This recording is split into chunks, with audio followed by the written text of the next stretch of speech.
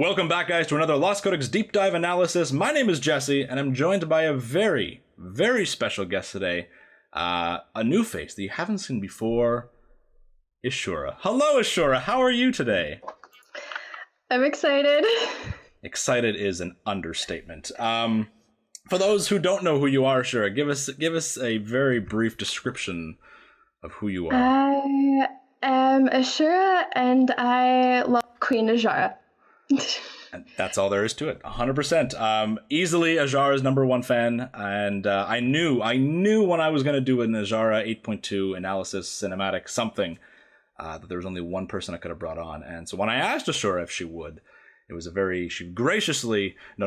she eagerly jumped at the opportunity. So we're going to watch a cinematic today. I'm going to see our reactions, and then we're going to go off screen, do some note taking. And then we're going to come back and she's just going to talk the whole time. And I'm going to sit here and listen to everything that I missed about the Highborn and Azshara stuff. Ishura, are you ready?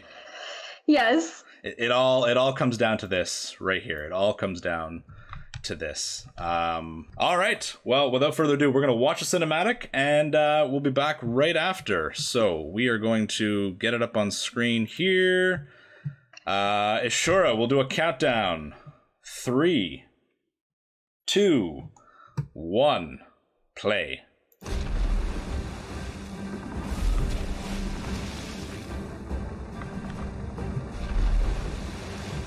Oh, that knife. Keep on them! We cannot let them escape!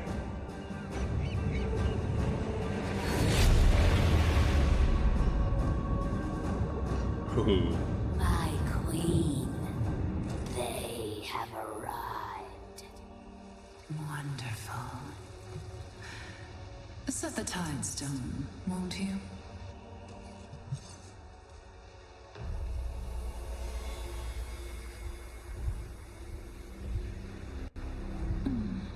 Feeling anxious, are we? How frustrating it must be for you. Still locked away. So powerless. For now, do not worry. We've both waited so long, but at last, you're about to see what I do best.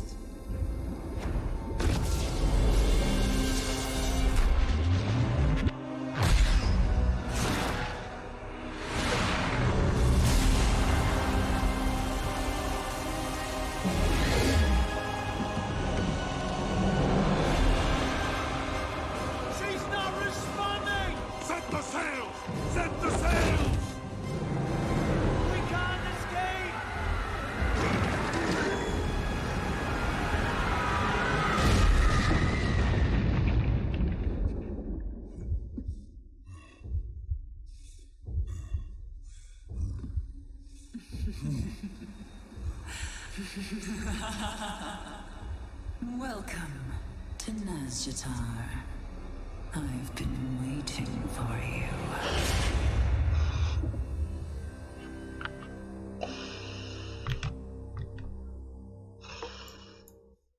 I can hear you breathing in my ear in excitement. Okay, a lot happened there. I think Ashura needs a moment to compose herself, and we're gonna come back and we're gonna break everything down, because there's so much that happened here, so much. I gotta watch it 30 more times. We'll be back in just a second, guys. Give us one moment. We are back, guys, and oh my god, there is so much to talk about here. We're gonna dive right into it. We're gonna break it down as we go through, and some of the things that we point out might seem obvious. There's always symbolism for everything. The cinematics team loves their symbolism.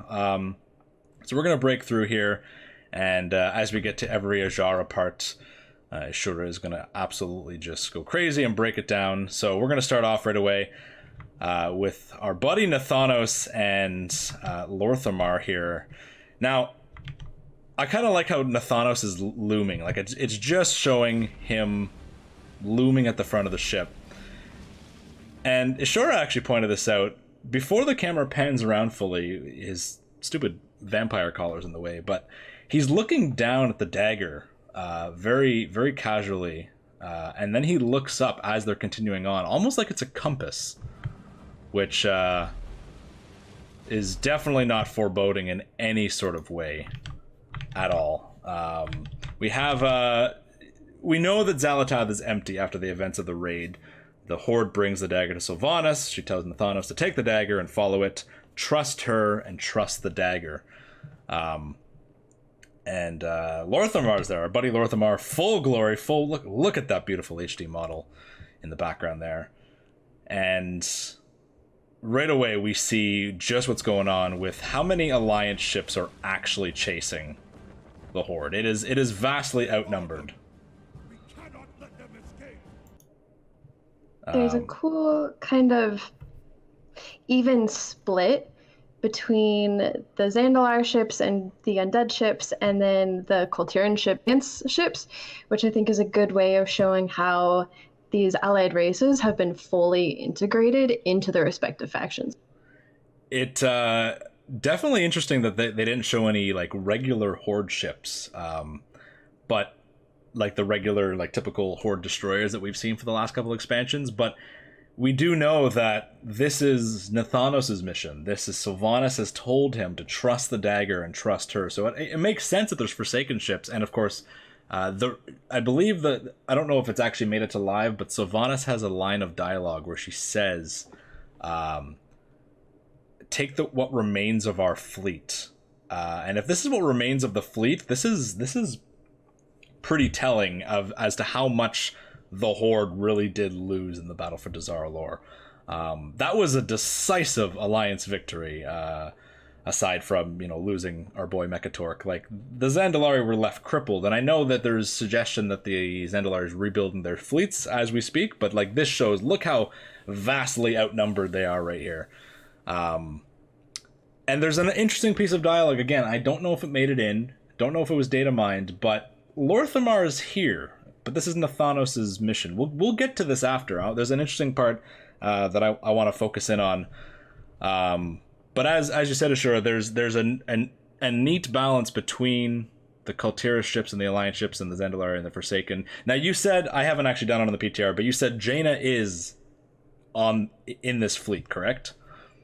Yeah, she's in the beginning quest. So if you're in Nazjatar right now, you've seen her, but she's probably on a Kultiran ship, I would expect. Probably her dad's boat. And then we have the transition down, and this is we have Gen saying keep on them, we cannot let them escape, and I know someone's going to point it out. Someone's going to say like Gen's still angry, and I mean rightfully so. Keep on them. We cannot let them escape. This is very much so like Gen versus Sylvanas angst happening, because you don't see Jaina, you don't see Thalyssera, you don't see any of these accompanying people except for Lorthamar, but you just see Gen at the head of the Alliance fleet chasing Nathanos. Like, and it's interesting because you said Gen versus Sylvanas angst, and she's not even there, and yet he's still like, this is still so personal to him. And anyone who says he needs to get over it, God, you need to put yourselves in that old wolf's shoes. And it's interesting because, as you said, and we'll again get to this later, there's a duality with Nathanos and Lorthamar, but Gen, aside from Nameless Soldiers 24 beside him, it's only Gen. It's just Gen and Nathanos and Lorthamar. We're going to talk about the Horde ending of this cinematic later on, but there's an interest there. Let's cut to the transition here where we go birds and we dive in with the bubbles. And it goes pitch black for a split second. It's that eerie, spooky darkness. And actually, Ishura, you pointed out the perspective here as we're creeping towards the palace. Yeah, so it comes from darkness, and I thought, what if this is N'Zoth's perspective? Like, he's just kind of like creeping in, like shadows, like sliding along, and he's there, I expect, before Azshara really acknowledges his presence. Like, he's seeing this because this is her plan, and I suppose also his plan, but he wants to make sure that it's going to plan. It's interesting because you can assume someone as like ever present as N'Zoth is always kind of listening or watching, but in the cinematic later on, he makes that sort of approach obvious. So I did really like the idea that this slow zoom in is N'Zoth zooming in as well. My queen, they have arrived. Now, this lady's name is Jaressa, and we see her in the questing. Ishura tells me that she's the one guarding the Tidestone. But I'm just gonna back off here because the rest of this little bit is all up to Ishura. So I'm gonna let you break down the shot, starting with the mirror shot. Just go crazy. Okay. So, one of Azshara's titles is Vainglorious. I wouldn't say it's one of her more popular titles, but I just love that this opens up on her, like, admiring her own face in water. Not even a mirror, not even something solid, but just this kind of, like, shifting thing. And she, like, doesn't really even bother to turn around. Like, everything she says is slow, casual. It's deliberate. Like, she's taking her sweet time. She is not worried whatsoever. It's so effortless, as you wrote here. Something that I thought was not funny, but just so perfect of Azshara is when she says here, Set the Tidestone, won't you? set the Tidestone, won't you? It's the most casual request that's also a demand ever. Like, Jaressa's not gonna refuse that, but she says it so... she just, like, lets the words kind of fly at her mouth as if she's not even a bother, but still, she's a queen, and it's a demand. Like, the Jaressa Naga Centaur lady just clatters away, and as you wrote here, Ishura, it's just so effortless because no one's gonna refuse your queen, and there's no demand, there's no like snappiness in her voice. It's gentle, and that sort of all right, yeah, like I want to listen to you, absolutely, 100%. I'm already doing the thing you want me to do. Yeah, man, I love her. I'm starting to see why you're so obsessed with her. And the perspective here changes instantly. We have her eyes, when it's the glowing orange, and it goes to red in that reflection shot right there. She's looking at herself, and she kind of looks down, like maybe to the, like she's like looking behind her, looking at the reflection, because she knows things are changing. She knows that there's a new guest appearance in the room. She turns to look at the shadow. She is not afraid to lord it over him. Just when she's so powerless and pauses, just letting it sink in for a moment. And then, for now, because she's still on his side, it's not like she's plotting against him. But I love this moment because he comes in kind of like this bubbling shadow, which I think is, symbolic of his connection to the void. And if you go through Nazjatar, you might see some NPCs that are these shadowy, dark witnesses. But that's for Nazjatar. What I really like about this moment is he kind of coalesces into this tentacle and comes forward, which is an exact mirror of the Warbringer short, in that moment where she's like, no, I won't serve you, and his tentacles just come forward out of the city, and then they stop. Like, he can't quite touch her, but she says, no, I would rather die a queen than a slave. And the same thing happens here, because as his shadowy tentacle kind of comes forward, she makes this vague motion with her hand. Like, she's not quite reaching out to touch him. She's just making a grand display. And he recoils, kind of in the same manner. Almost like a wounded puppy, almost. Like, it drops from her mere gesture. And I just said, like, the tone that she has, lording the power over him, it's the most that she can do without stepping over a line. But she is so magnificently towing or she doesn't have toes, tentacling that line. It is, you can hear just the level of confidence in her voice. And then she saves herself. She goes, for now. And like, there's just so much here. There's so much. She knows he's still in power, but she loves this lording over, just as she did in the Warbringers, when outside the Black Empire city, the tentacles stop like he's in prison. And she reminds him, you must be so frustrated.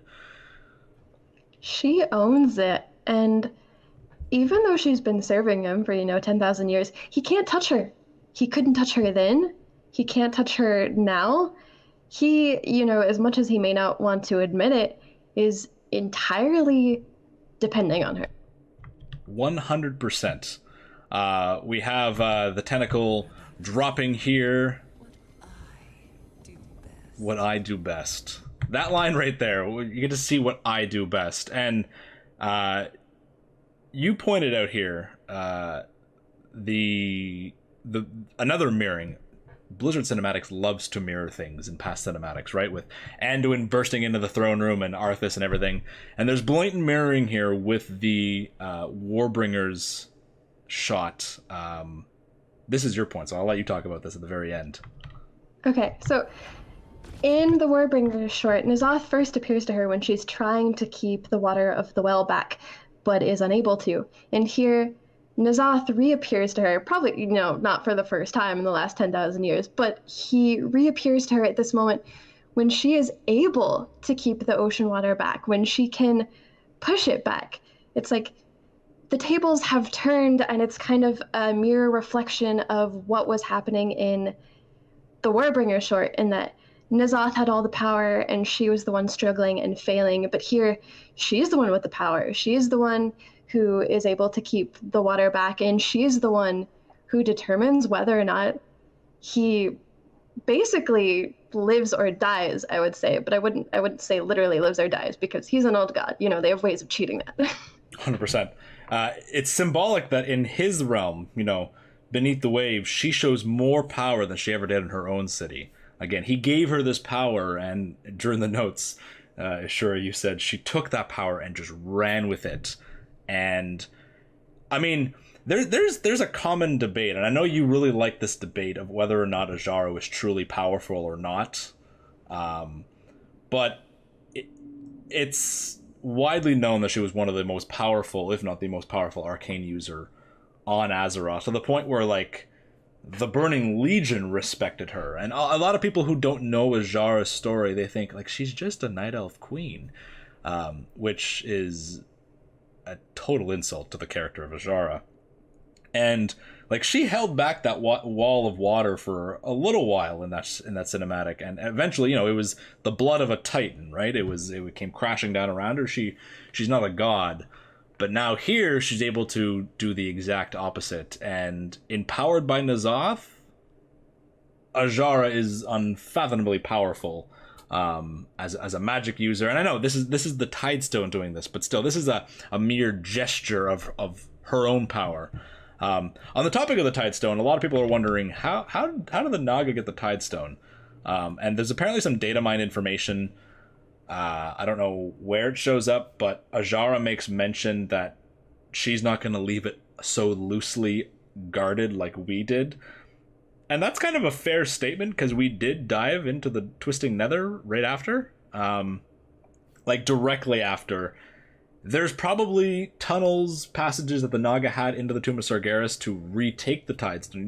We see how much in that room where we put the Tidestone down, how it spans off into the ocean there. So, I mean, at which point after we left the Tomb of Sargeras did we go out of our way to guard? I want to say that we left some guards, but it's directly connected to the ocean, and I'm not surprised at all that she just waited. She just waited until, a big casual terrifying event like a sword being plunged into the world to take back something with so much ease. A lot of people are like how could we be so stupid to leave it unguarded? But there's a lot that's happened lately. Burning of Teldrassil, so much has happened that there's, and Azshara is the queen of opportunity, and at some point in the last 2 years she tapped her watch and just said, like, now's the time, let's go get I'm surprised she didn't take the other Tidestone, the other relics from the Tomb of Sargeras, but she only took that one as far as we know. Well, there's something so pointed about it, because I think it's supposed to be, she couldn't hold back the well all those years ago, and this is, she's going to do everything she can in her power to make it obvious that it's her who's doing this, who has this much power, who can be this successful. If she failed, maybe for the first time in her life ever 10,000 years ago, she's definitely going to take this opportunity to be successful now, to turn that failure around and say, I did it. I didn't fail. To do what I do best. Win. Don't tell that to people who played through Bashir. True. So we see, I love the magic effect on the Tidestone, how it's a bubble, and it's sort of like, it's that typical like sci-fi beam where the beam gets really bright and then vanishes for a second before it just launches out. We see it just skyrocket from the depths, and it's from the darkness, the light kind of shoots out, and I know that there's some symbolism there in some sort of way. Blinding white light, you could argue the color of the light. Is the color of light important? What does it mean? What's the importance behind it? Is it just a symbol of power? Is it a symbol of light from darkness? There's so much here, and potentially, it's just a color choice. So take it as you will, but that blinding white light being shot from the darkness of the depths, I pointed out in the notes here that, one of her titles is The Light of Lights, and this is one hell of a light show. As the ocean surface breaks here, we see that massive wall of water, and Nathanos' reaction. This got me the first time watching. Later on, we see everyone else's reaction. They're covering their eyes, but he looks confident. He looks, sure, you use the word assured here. Yeah. He doesn't need his eyes anyway. He can just look into this blinding. He doesn't wear sunglasses. All those gifts with like the sunglasses dropping down. He doesn't need them because he's just staring literally into the light of lights.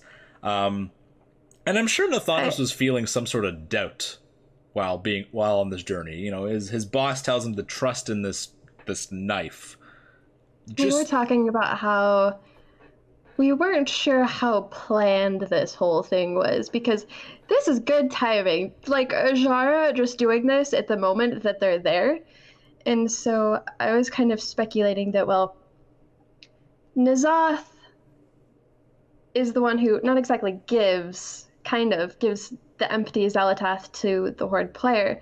So I was thinking, if N'Zoth is simultaneously kind of guiding Nathanos to Nazjatar and keeping tabs on Azshara and telling her, what to do, what time, then it's all coming together, him orchestrating it. This dagger is definitely the connection with everything. We know it's empty, which is kind of, what's the purpose of this dagger now? And I like the idea that N'Zoth is just using this as kind of like a two-way mirror, like he's the one looking at Nathanos. But it's Jaressa who says that they've arrived, so there's definitely the connection of Azshara watching through this, and as you said, it's perfectly timed. As again, Queen of Opportunity here, and we know it's planned. We know that this is an ambush, and this is what I was mentioning earlier. Sylvanas tells Nathanos to take the dagger, to trust her, and to use it as an opportunity to thin the disloyal, to thin the ranks, which is why Lor'themar is here.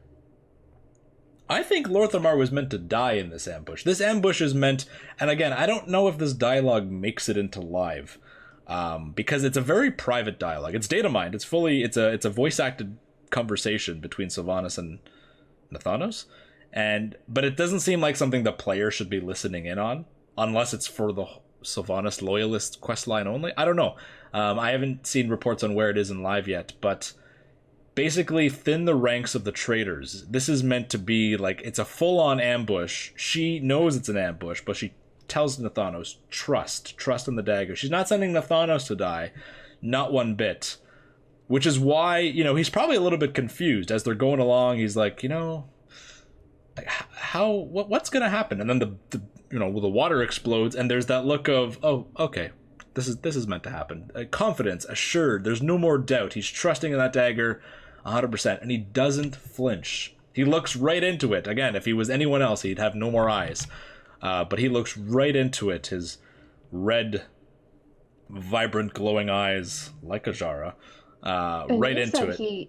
He kind of almost smiles. Like, obviously he wouldn't really smile because he's this stoic character, but just that moment, and it happens, and he's like, yes, this is what I've been led to. This is what we've been waiting.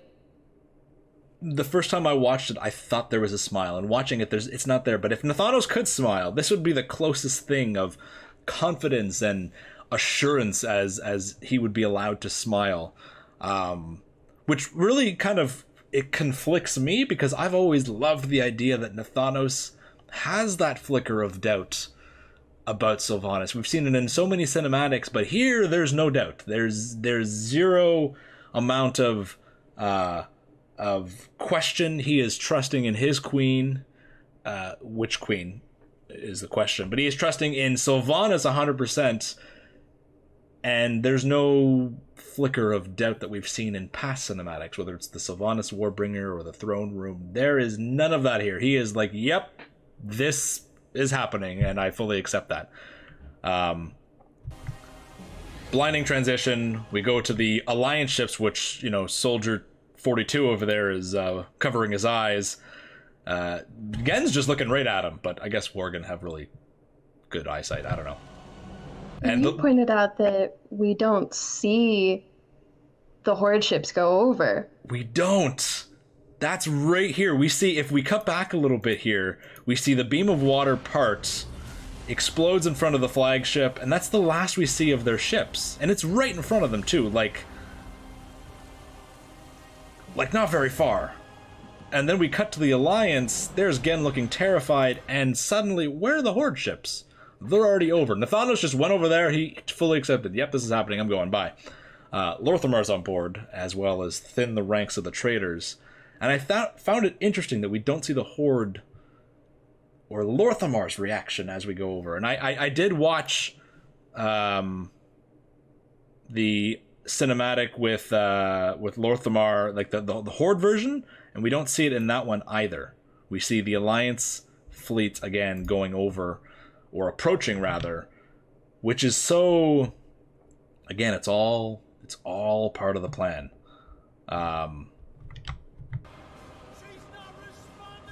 So then there's the panic, and I like the panic that's set here. I kind of, when I saw this panic that's going on in the soldiers' voices here, it just came to me now, but it also came to me when I was watching the cinematic. It's very reminiscent of two moments in which background characters start to panic. One on board the ship, when the Fel Reaver grabs the ship when Varian's hanging off. We can hear the panic in their voices as is this the moment? Is this the moment that we're going to be saved?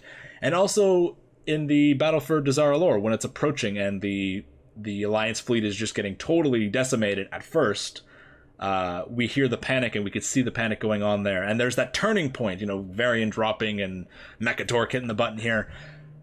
But there's no turning point here. The panic doesn't climb and then vanish. The panic climbs, and the worst possible thing. There's no saving moment here. There's no saving grace. There's no Varian to save the day. There's no Gelbin Mechatork. God, those characters are both gone. There's nothing, and they just go right over the edge. And once they're over the edge, we could see them just like fighting. And now I want to talk about Gen here for a moment. Gen's shock as they go over. The Worgen model in game, I know we're getting new Worgen models, but the Worgen model in game is so ill-equipped for emotion, right? It's a bestial race. It's a wolf face, as opposed to the human faces in the gnome and the orcs and the Forsaken. We can get a lot more emotion out of those characters, which I'm sure the cinematics team uses, or they use those reactions beautifully. But Worgen is so much more difficult here, and yet we see at a minute 41 in this cinematic, when they're going over, we see absolute terror in Gen Greymane's face. Like, his ears go back, his pupils are fully dilated. I'm sure this will be turned into a gif or a meme of some kind. But I just thought, man, that's kind of cool. You know, we see, you know, for so many races that have glowing eyes and it's hard to show emotion, the cinematics team just hits it out of the park every time, whether it's, you know, Nathanos and his creepy eyes, or Velen and his glowing eyes, or bestial races like Gen here. We still see that sheer absolute level of impossible terror as they go over. And you can hear the screams of everyone in the background. And then we have, I love how the camera is blurry. Like, the camera is really blurry, like as if the player, we're standing really close to Gen, and our vision's sort of swimming before us. Gen shakes his head. And then we hear the laughter. Ashura, you want to talk about that laughter? I love it. Well, I thought they have to be able to hear this. Like, Azshara's not just saying this to herself in her palace, like, oh, welcome to Nazjatar. It has to be something, in some way she's broadcasting, because she would want everyone to know she did this. She would want everyone to know they're exactly right where she wants them. And as you go through the questing, you figure out that she knows everything you're doing. Like, there's no mystery. She is 100% in the know. She has eyes on you at all time, somehow. And she'll just randomly appear.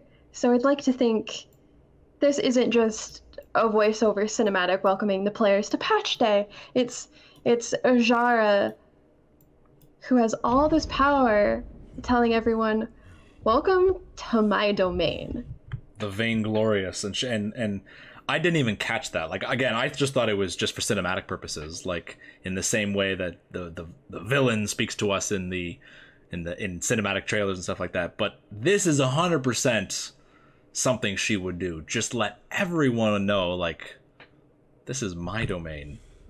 This went right over my head, but you caught it super fast. And I'm listening to it in my headphones right now, and the laughter pans across your ears. It goes from left to right, as if that echo is this haunting. And Gen's expression here is, oh God. Oh God. That's all I can muster, is just this look of, holy shit.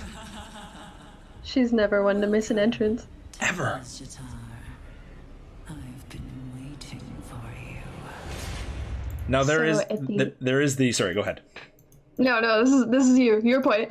Well, there's the Horde ending as well, with Lorthamar. Now, it's interesting, right? The whole time we've been focused on Nathanos. Nathanos is the one leading this ambush. He's the one leading. He looked confident.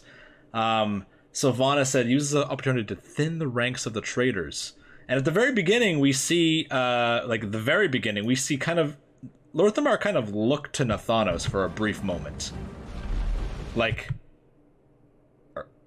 where are we going? Like, what's the plan here? Like, there's a little look of, he's looking over at him going, are you really using that knife as a compass? Lorthamar has no idea what's about to happen, and that's confirmed in the ending here, where we don't have the focus of Nathanos. Again, blurry vision. There's shock there. He is absolutely shook. He does not know what's going on. He's stunned. He was not part of that plan at all. And I found it so interesting that the focus ends on Lorthamar here. But hold on, who's that in the background here? We have, that is definitely Nathanos standing on the rocks in the background. Lorthamar is actually looking at him there. And I love how the focus isn't on Nathanos at the very ending here. But if you look hard enough, he is there. This is all. Nathanos is the only one who expected this to happen. Lorthamar is crapping his pants, going, "This is not supposed to happen." Nazjatar. I've been waiting for. And I like how Gen looks over the like looks up at the Alliance ship, and then it ends with Lorthamar looking up at the Forsaken ship that they came crashing in on. And it's that level of both Gen and Lorthamar are on the same page here. This was not meant to happen, and Azshara is saying, welcome to my home. This is my game now. And the thing is, Azshara's always played her game so stunningly awesome in the background. It's always been a background game. But now she has put her chess piece into kill mode here. Now we're on her level. It's no longer a game of a little loose game of chess here. The final game has begun with her. Ishura, what's your collective thoughts on all this together? Oh God. She's so confident, and you could say that of like anyone, but she is not a second of doubt, not any questioning. She could never question herself, even in the War of the Ancients. Basically, up until the last, she was like, "I am a queen. Like this will go the way I think it will," and it's the same thing here. Like, it's arrogance, but it's not quite misplaced arrogance, and she's been running around us in circles. Like, we've saw her in Darkshore questing, we saw her in Vashir, we saw bits and pieces. We confront the Naga basically everywhere we go, but this is, as you say, this is it. This is the end game, pardon my phrase, but we are in her place, and there's nothing we can do about it. And we're going to play her game until 8.2.5 or 8.3. This is her game, and there's so much to see. We've rambled on long enough, guys. There's going to be more cinematics to come, and of course, anything for Azshara cinematics, Ishura will be back 100% to break them down with me. So if you guys are looking forward to hearing more of Ishura just scream about Azshara, tune in. I know there's got to be more cinematics coming. There's got to be. So we'll definitely break those down as well. Thank you guys so much for tuning in. And Ishura, thank you for joining me at long last in a Lost Codex breakdown. I'm happy to be here. Thank you for having me. It's good to talk to someone again. All my breakdowns, I'm by myself. So it's so good to have the Azshara expert. Guys, we'll see you next time in whatever next cinematic comes out. And if you guys are wondering, Lost Codex lore videos are being worked on. There's a lot in the process right now, and I can't say what, but there's some stuff coming. All right, guys, thank you so much. We'll see you again very soon.